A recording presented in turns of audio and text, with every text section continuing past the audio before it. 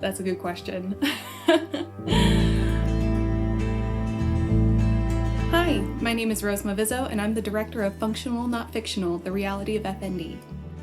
So FND, for those who are not familiar with the term, is an abbreviation for Functional Neurological Disorder. It is sort of an umbrella term for a collection of symptoms that science can't explain yet because we can't find any physiological changes in the brain that would cause all of the symptoms at hand. So symptoms, the most classical presentation of FND is going to be non-epileptic seizures, weakness, dizziness, sensory disturbance, all sorts of very disruptive symptoms. And for just the last little bit of context about the film, because I would like you to go watch it when it comes out, FND is generally written off by medical professionals as something that does not exist, or it is called conversion disorder, which is an outdated term as of 2013. Physicians believe patients are either making up the symptoms completely, or B, that they are psychological in origin, and therefore the only treatment for these symptoms is psychotherapy.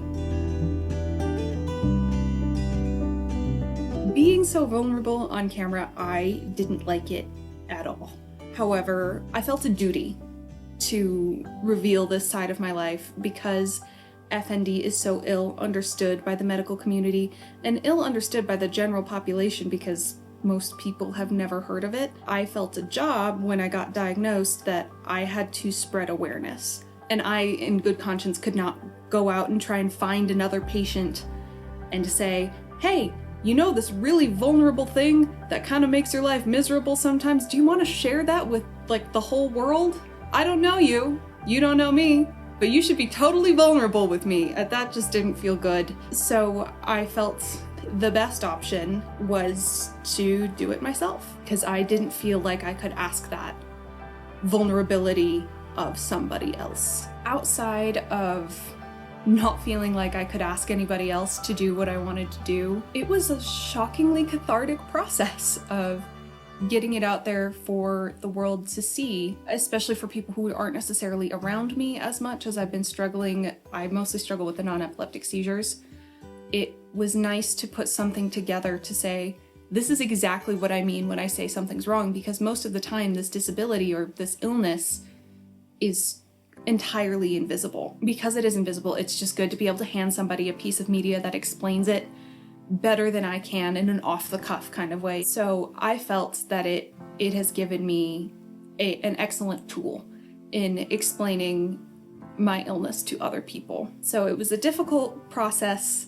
Didn't love it doing it, but the result has been very, very helpful, and it has been helpful for other people as well, in the same capacity as I explained that it helped me. So the title, Functional Not Fictional, the reality of FND, is, you're correct, is a direct rebuttal to the people who don't believe FND is real.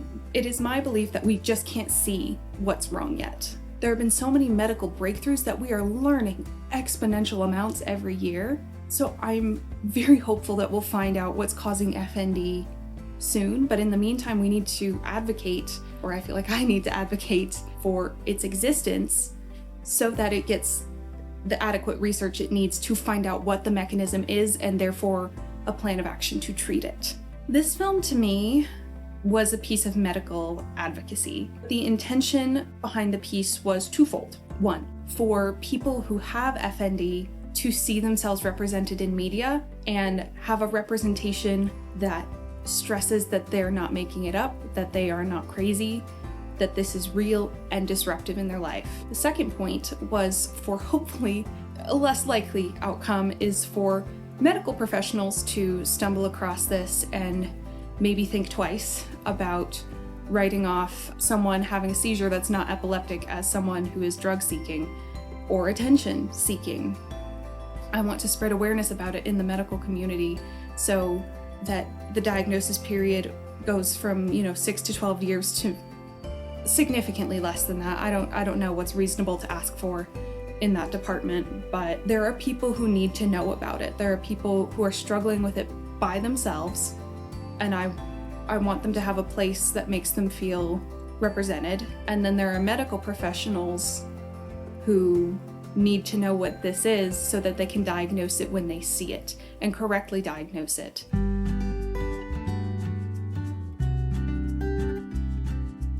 So emotional distance is an interesting way of phrasing that, because I don't know if I distanced myself emotionally while I was editing it, but what I did have to do, because I directed and edited this film, was get lots and lots of feedback at every stage, because my actual inclination was to include much more technical information. I had a couple of lovely sources who are very educated on FND and the impacts of FND, and I wanted to just cram in all the information I possibly could, because there is so much nuance to this condition that I wanted to make sure all of the variations I could fit in were represented. What I discovered is that felt like beating my audience over the head with a textbook. That wasn't working, beating them over the head with a textbook. So I had to come up with a different approach that was more vulnerable. And it wasn't necessarily because I was hesitant to be vulnerable.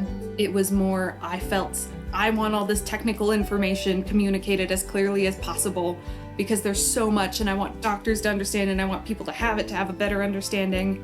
And then I realized that that's not what film is for, at least not what this film was for, because people feel things before they think about things. We can have any feeling and we will jump through hoops and hoops of logic to justify that feeling and feel like we made a decision logically. So that meant I had to approach the film from a more emotional perspective, and that emotional perspective comes from my personal experience with it, just trying to go through day to day and showing how it impacts my life instead of, tell, show, don't tell, sort of a classic rule in storytelling. And it's one I'm still learning, but I think I learned a lot on this film in that capacity. I don't think there were any scenes that were too painful for me to keep in. There were scenes, however, that I felt were too distressing for audience members, because seizures can be traumatic for people, and that's my primary presentation. That's the most visible presentation. So I had to cut back on the amount of seizure footage in the film just to keep it from being too distressing, because seizures can be very traumatic life events, whether it's a loved one had a seizure, whether you had a seizure, or you just happened to be in the area where a seizure was occurring. It is a very stressful event 99% of the time. They've become very normalized for me, so I forget that, because if I'm having them every other day, it just feels like Wednesday seeing a seizure, but for a lot of people that's kind of disturbing imagery. So there were just more clips of seizures, more violent seizures, that I felt I couldn't keep in the film for the sake of making it viewable for a general audience. So no doctors have, or at least no doctors I haven't worked with on the project, have seen the documentary yet, but I have had doctors see me have a seizure, and it's very, very interesting the contrast in reactions I will get, because I wear med ID. I didn't always, but when I haven't worn the med ID and I've had to go to the emergency room very early on when we didn't really know what was happening, and doctors would see these seizures, paramedics would see these seizures, they would say, holy smokes, this is epilepsy, we need to give her an anti-seizure drug. As soon as the label FND is introduced, as soon as doctors see that first in their treatment, they automatically switch up their behavior and they say, I'm faking it. I had a terrible experience in the ER that got cut from the documentary more for time's sake than anything. Long story short, I was having a seizure. During that seizure, I wound up with a fever of 105 degrees. So my friend who's an EMT was like, we're going to the hospital. So we went to the hospital and they scanned the med ID right away, because I take a lot of medication because I have a lot of issues outside of FND. And that's what my EMT friend said. He said, I don't know what medication she takes, should be listed on there. And they saw the FND label. And I heard one of the nurses say, oh, those are psychogenic seizures, she's faking it. So they very aggressively did this sort of awareness test, so sternum rubs, and I wasn't responding because I couldn't. So they were trying things that were a little less conventional, like spraying saline in my eye, and then someone was like, oh, spray saline in her ear, that hurts more, that should get her to respond. It didn't. I couldn't, so that was fun. I got saline sprayed in my ear. So it's very interesting, the stigma that this label still carries in the medical community, in spite of research coming out saying there are some functional changes to the brain that we're finding, that they still believe that these seizures are feigned for attention. So my hope is that this documentary will be more informative and show, no, just because I have an FND label doesn't mean I'm pretending. In fact, quite the opposite. It just means we don't understand the mechanism yet, and I should be treated with as much empathy as someone having an epileptic seizure.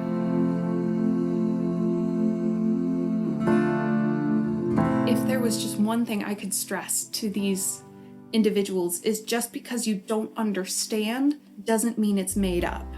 Just because we don't have the information yet doesn't mean it doesn't exist. Labeling behavior as psychogenic, even though that was previously the information we had, is very, very damaging. Saying it's all in your head hurts patients so much, because eventually they do begin to believe that they're crazy, and they will stop seeking treatment for something that should have a treatment. Your empathy as a doctor makes the world of difference in patient care. Just saying, I don't know, is okay. And saying, I don't know, is so much less damaging than just saying, I don't understand, therefore it's fake. There is so much we don't know, especially about the human brain. The stuff we don't know far outweighs what we do know about the brain. So when you have a neurological rooted issue, it is okay not to know. And not knowing does not mean admitting defeat. What it does mean, however, is you need to try and find someone who does. And you need to be empathetic to the patient, because your response as a medical professional holds so much more weight than anybody else, because you are the expert. So if enough experts tell a person that they're making it up, that person will eventually believe it.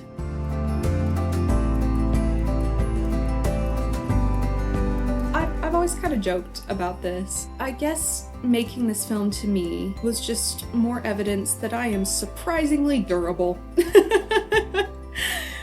And I say that as a joke, but it was a reminder that I have survived 100% of my bad days.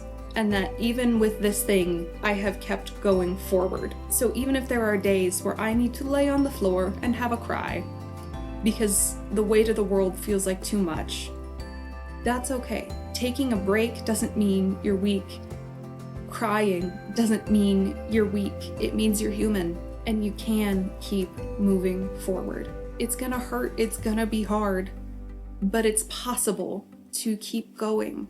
Take a breath, have a cry, have a chocolate milk, and have another go tomorrow.